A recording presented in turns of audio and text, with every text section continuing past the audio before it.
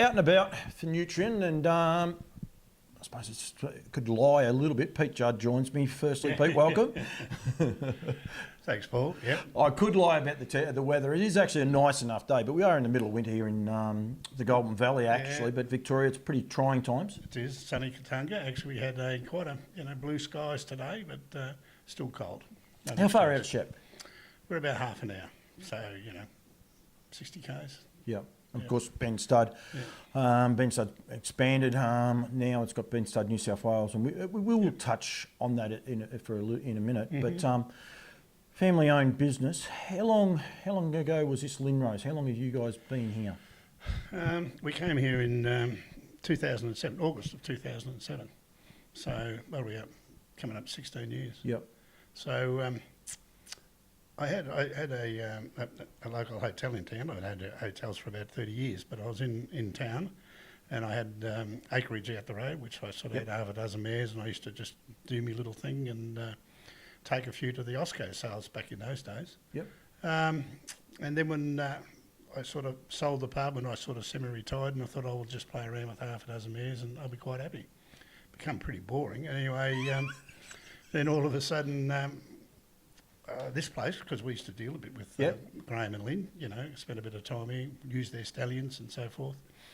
And then all of a sudden, when this place came up for sale, I said to Craig, we should buy that, John, do something with it. Then I thought, no, I don't want to do that. I don't want to get into that involved.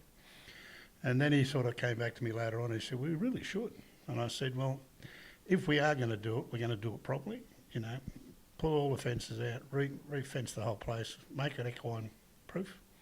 Everyone thought it was stupid. We spent a lot of money on the fencing, as you've seen it around. Yep. I went over and saw an old mate of mine who runs an adjustment place over right opposite the Benalla Racecourse. And he just sort of said to me, well, if you're going to do it, I'll show you what to do. Now, this is what I did when I first got here. This is what I did 10 years ago. This is what I'm doing now, and this is what works. So we were lucky enough that we sort of got his expertise to actually show us what we should do. So everything's sort of centred around, we meshed the whole place on the exterior, so if anything gets out, can't get out. Get out. And everything else is either in laneways or tree lines. Yep. So, and that's the way we've operated. And it sort of went from strength to strength. We sort of probably kicked off with a few people coming here going, well, this is a good setup. Why haven't I got my horses here? So it virtually grew over a period of time. Be fair to say probably the number one overhaul you did was irrigation, and to streamline that. Oh, absolutely, because the irrigation system here was then back in the 50s. Yep. And which all the farms were. It's not nothing against Lynn and Graham. It was the way they all were. That was the way, and they just sort of did it that way. We sort of changed the directions of the way paddocks ran from east and west back to north and south and so forth, which was more convenient to water. Why's that? Well, what you do with your big bays, like they used to have sort of bays probably about, maybe 10 metres wide. When we come in with the excavators, we could have big bays about 40 metres wide. So we just get a bigger head of water in your delvers. Instead of having the little delver, you had one up about high. So fill it up, head of water just as quick, if not quicker, but you're covering three or four times the distance, Yeah. Yeah, so it really works, and very happy with the whole system. Anyone wondering though, and there'll be some people that may have been here back in the days when it was, you didn't bulldoze the whole place. One, you guys are in the original, or not the original homestead, because I think that's Mark and Trace's place, is it? Yeah, the original homestead over there. We extended it, to cater for a bigger family, because it was just Graham and Lynn, of course, and their family had grown up. So, but anyway, we extended it, added an extra probably 10 squares to the back of the place. Maybe a few more, and then here we are. Here was Jet Larg's standing yard. So there's a big hay shed out the front of it. So we pulled all that down and built this, and it works well.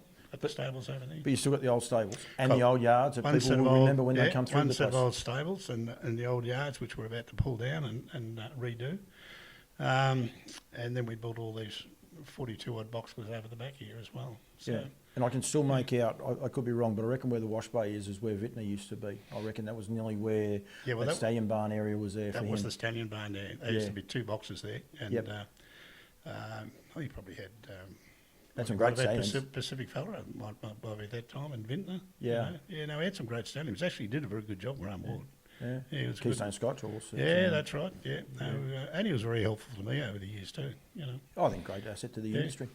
It's a family business. I said there before Yep. about Mark and Trace and Craig, now Beck, but lots of kids. You said, let's take it on. When you say you take it on and going to do it properly, was this to the extent that you were hoping to do it? Yes, it probably was. Did I think it was going to cost that much? Definitely not. But it's all worked out well, so really happy with it. And we're very fortunate the fact we've got the families as passionate about the industry as what we are. Yep. Got Craig, Craig's up in New South Wales, him and Beck, they're running the place up there, and that's going exceptionally well. Here, I'm fortunate I've got Tracy and Mark. Mark's an exceptional horseman. Tracy does all the books and everything else like that. And I sort of bask in the sunshine in the background, Yourself and Judd, I'll say because I did ask you there Yeah. before, 76 years Yep. old, young, I should have said. You still have the same passion for it. Like when you walk out of the pub and came here, you're still happy with everything that's going. Absolutely. And I get one of the biggest thrills out of horses that we breed, and we have our own particular method of what we breed them, which I sort of do myself, which I've got a lot of pride in. Love to see those horses, whether we own them or sell them, to go on and become bigger and better things, Yep. I mean, even at the moment with Catch a Wave, Yep. what a big buzz that is, Yep. to see where he's going, So that's a great thrill. And anyway, I'm quite happy to go up and, we sponsor Cobram and most of the tracks, Shepparton and Maryborough and Melbourne. But I'm quite happy to pop up to Cobram and, just watch an ordinary race go around, especially if there was a horse that might have come off this place. Are you a harness tragic? Like, do you have Sky Channel going all the time? All the time. That's about all we watch. We watch virtually the footy when it's on and the trots. And on a Friday night, we're flicking backwards and forwards. Get the sore thumb. Exactly. Where'd the love come That's from? how Where'd the love come from for a harness horse? Well, right back when I was a kid, my father was a great friend of a bloke by the name of Chris Howe. Yep. And Chris Howe in the old days was the doyen of trotting. I think he brought out one of the first trotters ever in Banknote. That going way back when.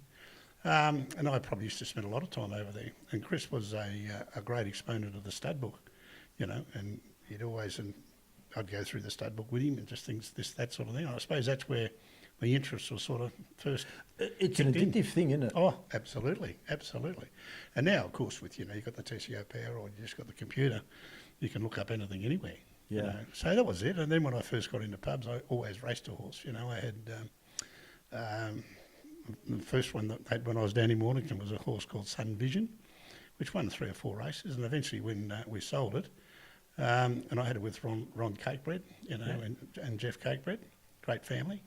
And I think after that, John Anderson and co, they finished that. When we sold it, they actually bought it. So they went on and had some fun with it too. And then we bought a horse called Lord Abbey at the sales. And he, I think, he might have finished up with about 60, 70,000 in the late 80s. So, I mean, he was a good horse. Yeah. One of those That horses. was the Cakebread boys race. Yeah. They had Elmore Fowler and a few of those horses. Yeah, they had a great team at the time, Yeah, didn't my they? word, Yeah. they did. My word, they did. So, so I was always sort of tickling around with something. Yep. But my great passion was always, actually wanted to breed a Yep. winner, and virtually when I was here and had the acreage just up the road before we come here, I used to breed half a dozen, they were pretty ordinary sort of lot. I remember going to Graham Ward one day, listen, I've got to find I want to look around for a mare. And he came back and he said, look, I've heard of one. I think they're people that was named Majors from over at Gagari, that way, Yep. Kahuna. And they owned Keystone Scotch. Anyway, this horse was called Dorry's Daughter, and actually there was a horse called Dorry's Son, obviously both by Keystone Scotch. And Dorry's Son was the full brother to Dorry's Daughter. Dorry's Daughter had a lot of speed, but for whatever reason, never ever got to the races, So I bought her $500 and played around with her. And of course, they had Vintner here. Yep. So first thing, without planning anything, go to Vintner, and we got the mare Benelise. Yep. And Benelise had 14 starts. Boyo she won 8 trained her. wins. Did Boyo train it, Benelise? Yes, he did. Yeah. Yep. And a great success with Stephen. And then, of course, then I got into the breeding side, and then we started with that, and out of her we sort of bred, who did we breed?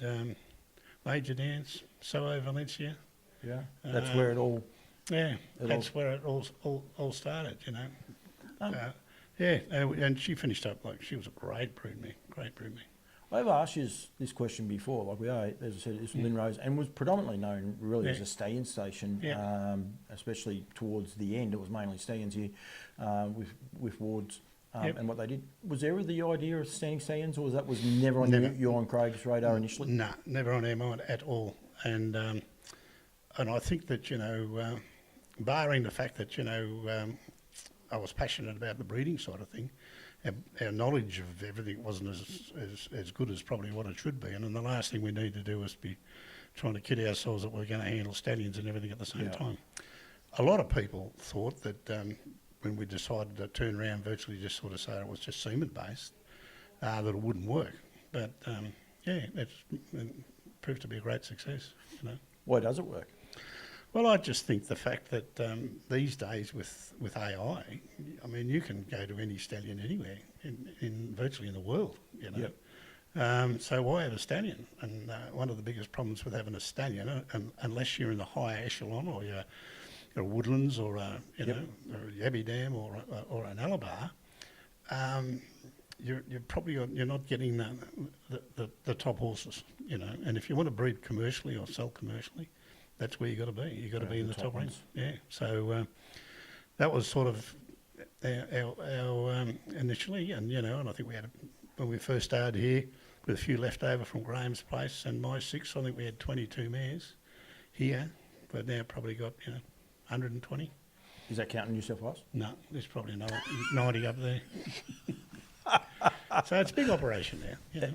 It is, and the one thing I love about it, and I think harness racing gets sold as a family business, it is a family business. You guys, you must love it. I will say I do enjoy coming here and doing videos and stuff.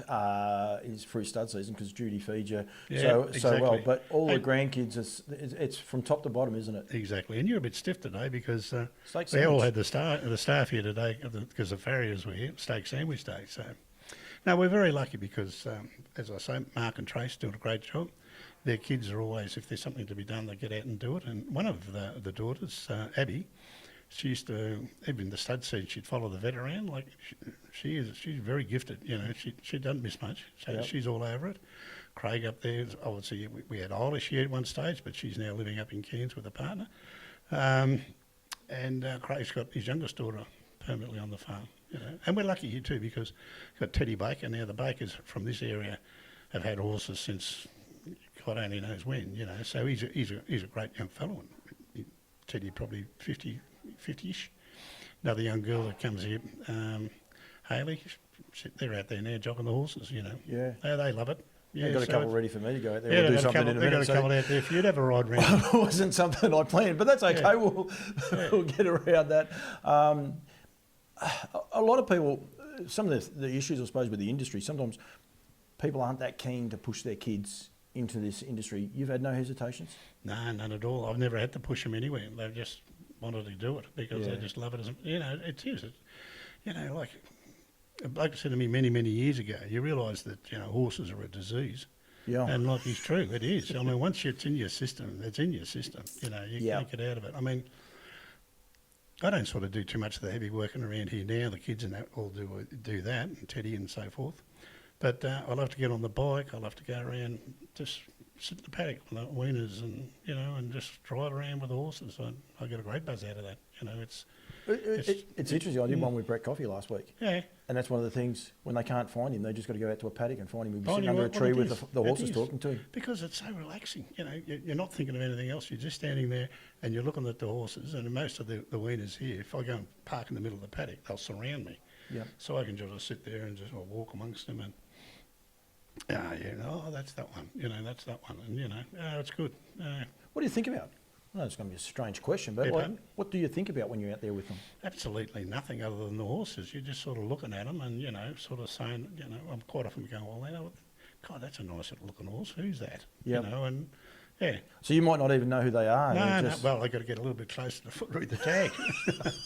I can see the tag from there. I've got to get a bit closer. But, it's you know, I don't know. There's something about it, you know, it just calms you. last 3 or 4 years, I've really got to know you guys. Yep. You know, through the yearling sales and the likes. You sit out there in the paddock with the weanlings. Do you look forward to that stage where they get sold and moved on, or is that? Do you know what I mean? Like, do you fall in love with them too much, or you understand it? No. It's sort of look at it, you know, much as the passion I really enjoy amongst them, but you like to see them, you know, that there's the next stage and they've got to take it. You know, it's like anything. You know, you just can't sit back out in the paddock and say, I'm going to stay here forever. So, you know, and I look to watch to see their attitudes when they come in, especially the ones that are going through the yearling prep. Yep. You know, because I think that they're totally different. You know, you can be standing out in the paddock and you be looking at them and you can think, how good's this thing? And then all of a sudden you put them into the boxes and start the yearling preparation, and you go, you got a shitty attitude. You know, like, you know, when I'm sitting out there in the bike, you want to be all over me. Now you're in the box, you don't want to come anywhere near me. You know, like. Yeah, and you always want the horse that's willing. That's the way I've always looked at them. You know, you want that horse that, as you walk into the box, it wants to talk to you when you're doing the yearling prep. It wants to be there. Do you enjoy seeing the progression? Oh yeah, Out the paddock to the time they walk into the sale ring. And then get at the sale ring and see how they go. And I love the sale prospect of watching the grandkids. All the grandkids come to the sales. And they walk them. And they're walking them and taking them through. And that was good. You know, and if they happen to sell a well-priced one, well, the big buzz that they get out of it as well, you know. Do you enjoy sale day? And I know you're going to probably answer it yes, but the whole build-up and the way this farm, I suppose, is geared is around pretty much the sales and the results you get. Do you enjoy it? I love it. I love it. You know, I love to get there a couple of days before, love to walk around the other horses and see what's available. You know, I bought a couple of fillies, you know, from good families that I've liked at certain sales, you know. I think it's a great thing. I think you walk amongst them, you know. There is something about, it's something that catches your eye, you know. People sort of said to me, you know, what are you looking for? I I don't think I'm actually looking for something. I think I'm looking for something that shouldn't be there, you know, more so than looking for something that is there. Yeah. You know. That might not make sense, but... No, it does. I think it's like a lot of people go to the sales for different reasons. I'd imagine you guys wouldn't go to the sales all the time to buy horses, but do you find yourself seeing one and say, listen, we might buy that one because I like it. Then you go back and read the catalogue or something. Do you see yourself doing that? No. If I was sort of in the mood to say, I was going to say, I've looked at the catalogue and I reckon there's a few nice horses. I would then go and do all my pedigree matching and everything else like that, and convince myself that that is the horse that we should buy, and then go and look at the horse, and I might pull out a dozen that I think that, pedigree-wise, that that's the ones that we should be looking at in a price range that we can afford.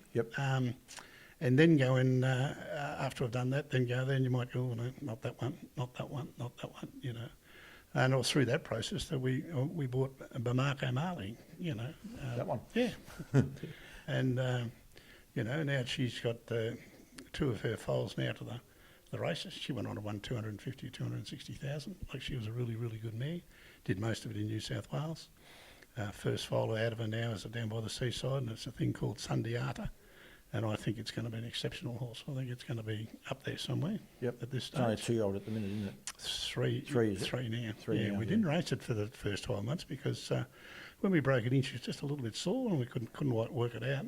And anyway, when I went down to the clinic, they just described it as like a cyst, but it was actually like a hole in the bone above the fetlock. So that sort of had to be screwed and then for it to heal, to keep everything together. And then she virtually had that 12 months or more out before we had to start the process again. But she seems to be going all right at the moment.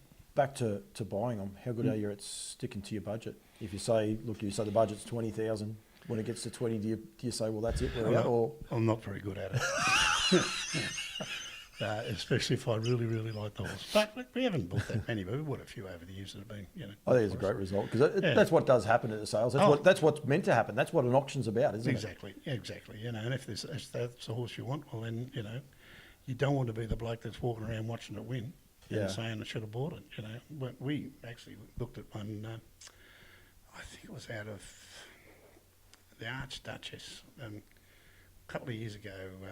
Benny Setri had it at the sales. Yep. And was funny because Craig walked past the horse, and I hadn't done anything on it, but Craig walked past the horse and turned around and he said, "Did you go and have a look at that thing over there?" And I said, "Yeah, no, I haven't. I haven't been over there." He said, "Go and have a look at that one of Benesettri's and come back and tell me what you think." So anyway, I went and had a look, and then I came back and he said, "What do you think?" I said, "It looks like the Marco Marley." And he said, "Exactly.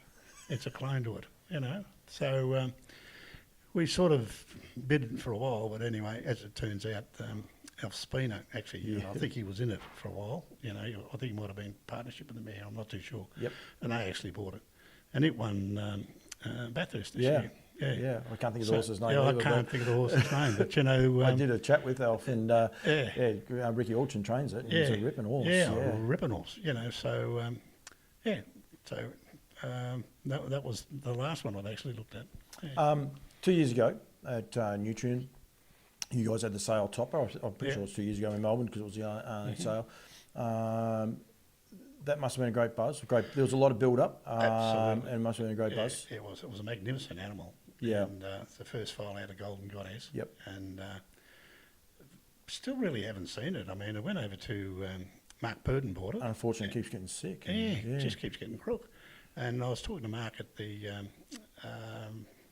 in the Queensland on the Queensland side of sales.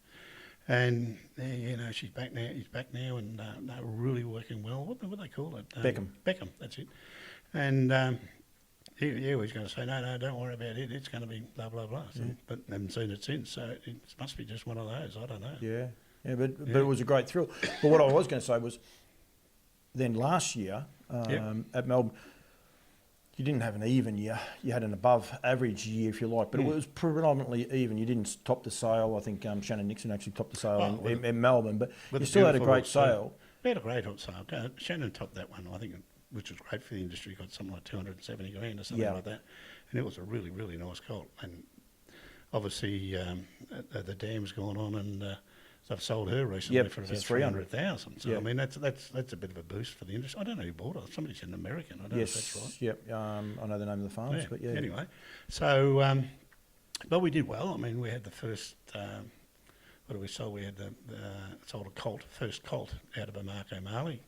He went for 170 grand. Yeah, you had about 3 or 4 around that. Yeah, we sold one for 170, 160, 150, 190. And then the rest sort of made virtually what they were worth, you know, down to 30 grand. So when you think back about it 17 years ago when yourself and Craig took over, you know, like I said, one year you got a real good sale, and you still had a good sale afterwards as well. But even last year, the consistency, does that make you proud? Like that consistent line of having, you know, more than one horse for people to look at? Yeah, no, really, really, yeah, it does. Because I think that's had a lot to do with the fact that, you know, we've just kept trying to upgrade our mares all the time. And I remember one of my greatest thrills was back at the Osco sale when I think I sold my first horse for 20 grand. Yep. God, I thought I was playing King Dick. I really thought I was somebody special. You know, I mean, that was a big thrill. So we've come a fair way since then. Do you miss those times? I think everything's progression. You just keep moving along, move with the times, everything changes. Yeah. You know, can't live in the past. No, you know, that's one of the big problems we've got at the minute. We've got to keep going forward. Well, what happened yesterday is gone. Yeah. Worry about what happens tomorrow. Yeah. And was that first horse? My age more important to be. You know. Was the first horse you sold any good? Yeah, it went on, and I think I'm just trying to think of the name of it. Yeah, I think it won about 100 grand or something like that. Yeah, so when I won that first race, you get that kick. Like, yeah, that's something you can't explain to people either. Yeah, to go and see it. Yeah. So anyway, no, it finished up a good little horse. I think Rita might have had it. I think. Next year's sales, they'll come around very, very quickly. I imagine you guys got another big draft. How far out do you plan for those? Oh, pretty much planning now. You know, we'll wait till the catalogue comes out in relation to what the alphabets are going to be, in relation to where we place them, whether it be Melbourne or Sydney, or Sydney coming down here, or vice versa. Give yourself the best chance, you know, and the only probably part is you don't really want to be in the first 20 and you don't want to be in the last 20, you know, barring anywhere else in the middle. Or anywhere else in that catalogue is fine. Yep. I mean, we had 4 sales we attended last year. You're the only ones that did. Yeah, and we went to Queensland. Queensland was tough. We didn't really have the right horses in Queensland. I mean, the ones that sold well in Queensland were the Queensland bred horses. Yep. So do you learn from that? Certainly do. We only had 2, one for a client, one for us, and they both sold pretty well, you know. 30 or 40 grand or 50 grand, I think the client's horse was. And the others struggled.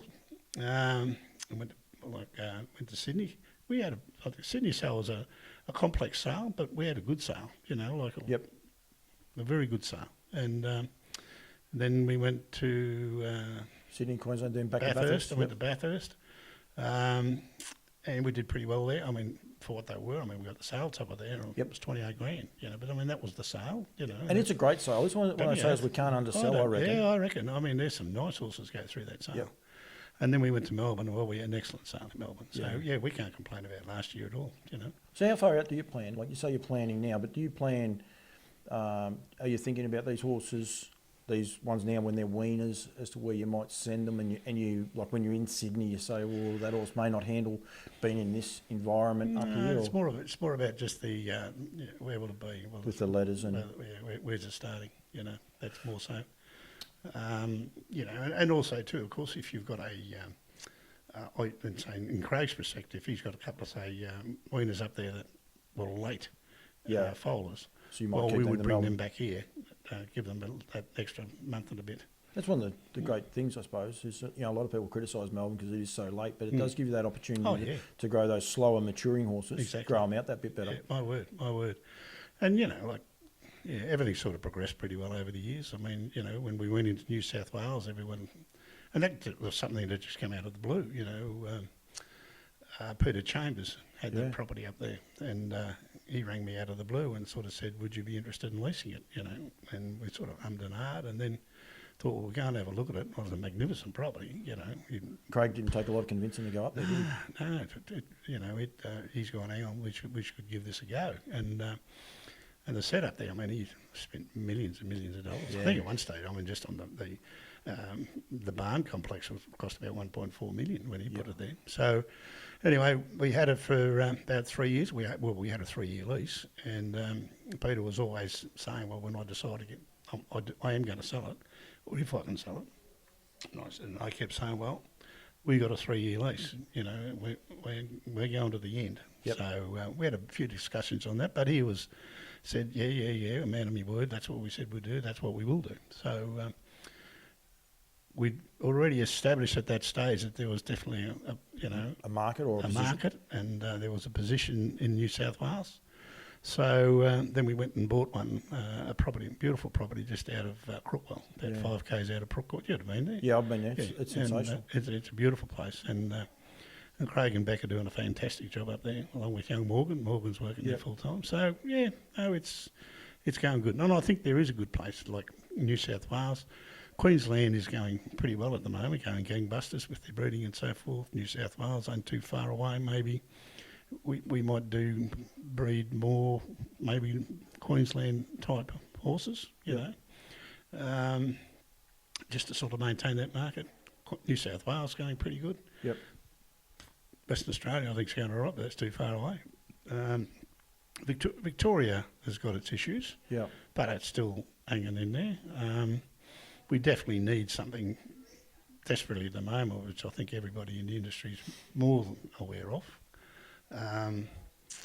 Probably in a bad time, whereas, like government help that might help bail us out and do things. The government's in more shit than they've got to be ducked too. So, and that's a reality, isn't it? That's the reality, you know. So there's not a real backup there. I met the Matthew Isaacs a few months back, not long after he was appointed. Very impressed with him. I think that he's switched on, I think his expertise is in that marketing sort of side of things, and I think that if ever we got a chance to get a fair deal with the TAB or the corporates or something like that, he's probably going to be the man to deliver it. Because I think if you go back, and you know as well as I do, we go back 15 years ago, whatever it was, when that first deal done with TAB, we've had our pants pulled down. Yep. Absolutely. And that has slowly but surely cost us, as we've gone down the line, because wagering's not getting stronger, it's getting weaker, and our percentage is going down with it. And that is the ongoing worry, I suppose, for a lot of the people in the industry. Can you see ways that we change it, like the ways? maybe not. I don't want to ask you from harness racing point of view, but like Benstud Farms and what you guys do, you're not sitting back. You're not sitting on your laurels. So, No, what continues to drive you guys well, positive? I think that I think that if ever there was a sort of a, and I don't really know these guys, but if there was sort of, although I've met a couple of them, something that's encouraging is like probably the Summit Racing guys. Is the fact that they've got their syndication going. They're more than willing to get out and buy a horse that they like. Yep. They formulate the syndication. And I think that if Harness Racing Victoria's if we need syndicators, we need the syndications going. We need big, strong syndicators. I don't know how we get them, how it operates, but that's what we really need, because if the bloke's going to go out there and is he going to buy a $100,000 horse, not too many people are going to do that. But he might be part of 10 that'll go on. Yeah, put 10 grand in Put each. 10 grand in each, and they'll get them in the horse. They have just as much fun. You have a look at the guys in 4 big in men. thoroughbreds, but the thoroughbred guys, they got 2 and 3% of a horse, and they go to the races, and they have a hell of a time. Like one of the biggest thrills that I've had was with Tough Tilly. We had a lot of fun with Tough Tilly, and with the EB Foundation. But I think it was the Benstud Breeders, Benstud Queen of the Pacific race. Yep. And down at Melton, and we come second. We were beaten by Ladies in Red, champion cheers.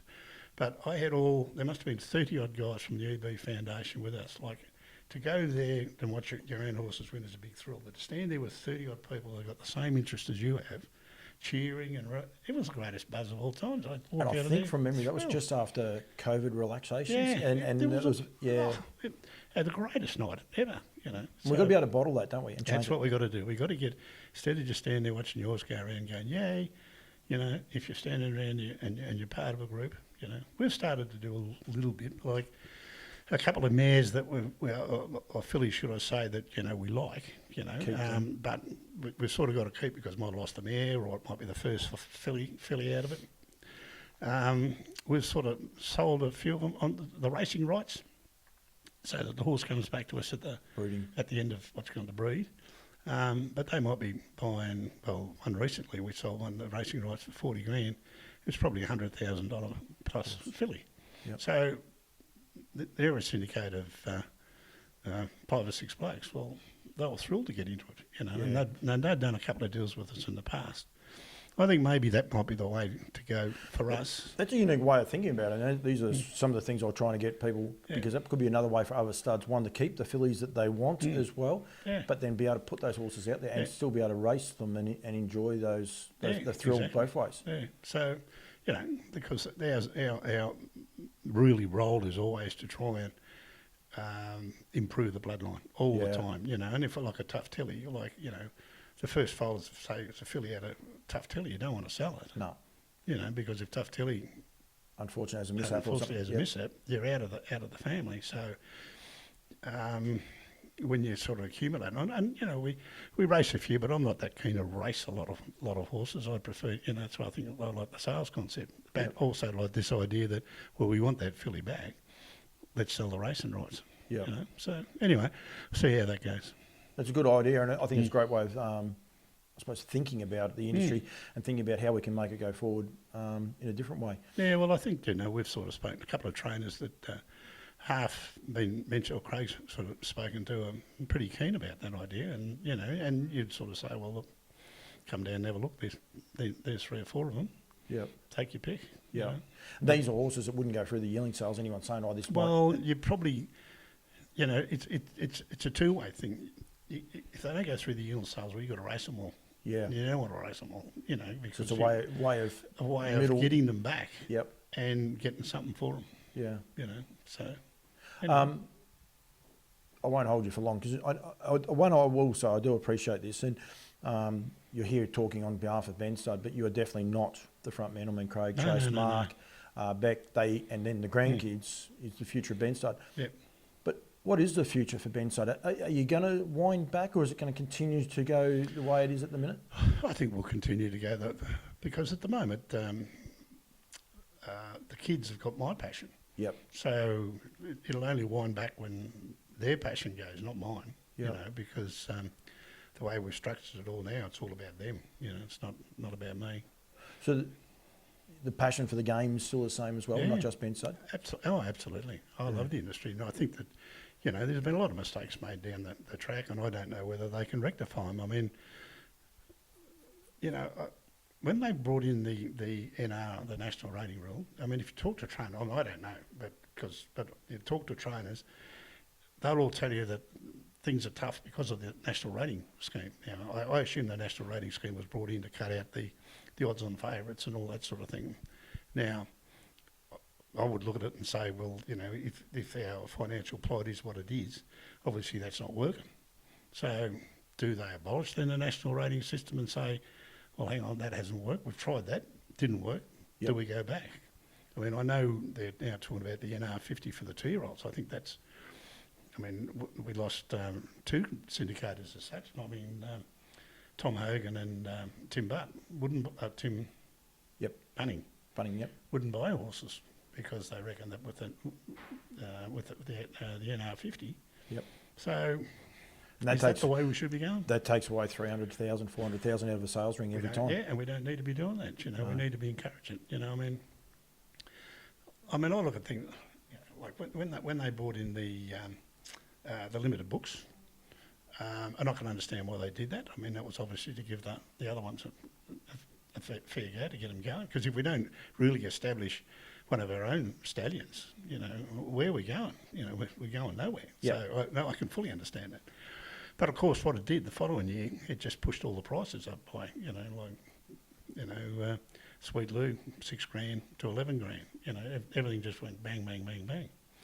And then we got the stallion tax, and that was supposed to be for the benefit of the big race, and obviously to enhance,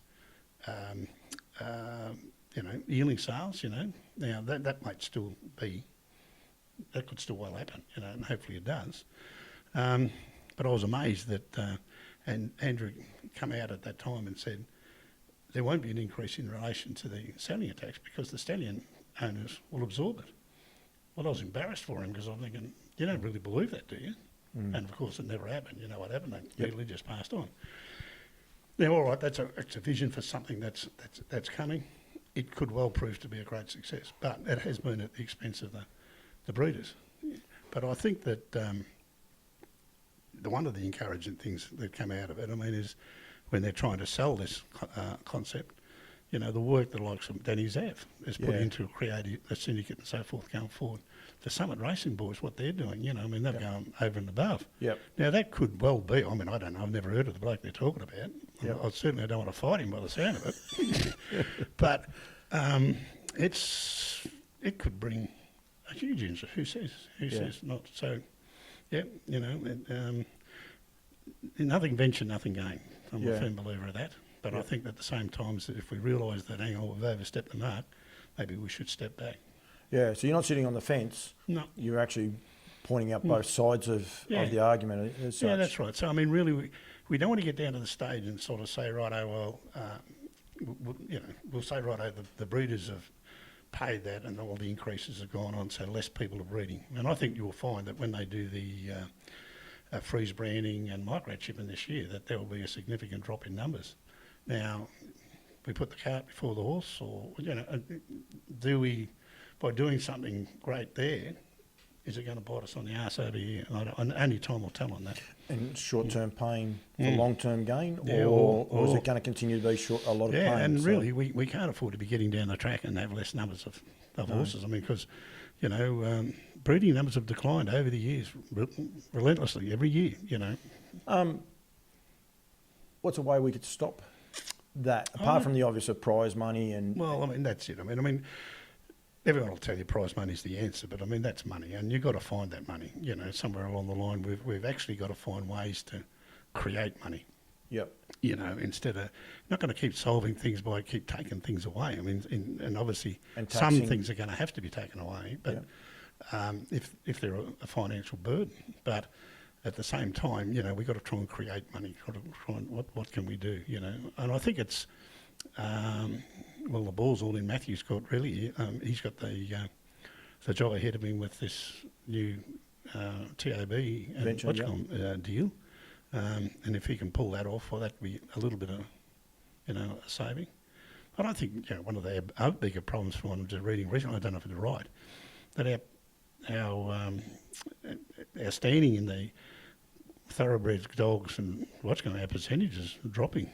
We don't need that to drop any more than where it is. I mean, And we are a great sport. And it's a magic sport. I have a lot of people turn around and saying, the thoroughbreds do this or the greyhounds do that. At the end of the day, it is a racing code. Yeah. That is what it is. And we are part of that. We just got to be able to bring ourselves back up that little bit, which is... Exactly. And I mean, no one really makes a fortune out of harness racing. And it's purely the passion that everyone's got, you know. I think it's good for your health. I mean, there's a lot of young blokes these days coming through the training and the driving ranks. Well, that's good. Yep. You know, like we're not as though we're running around sort of saying, well, we haven't got the participants to take the sport to the next level. If you go to the yearling sales, there's a lot of younger blokes, 30, 40, 50, getting around. Oh, they're all young to me. Yep. Young to me too, don't worry.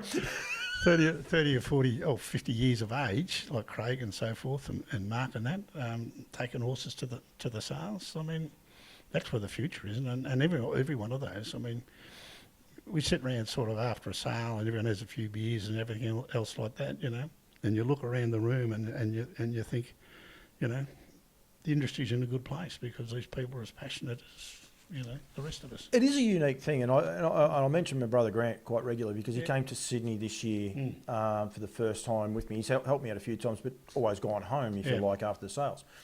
But with Sydney, because we're staying there, and I mean, after Sydney, and Sydney unfortunately didn't go the way for a lot of people. Yeah.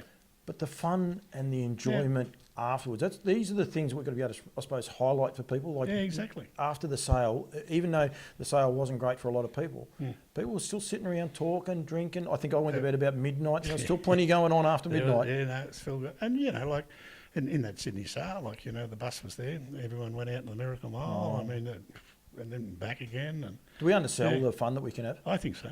I think we really do. I think we've got to get the fun police out. Yep. And bring the fun people in. Absolutely.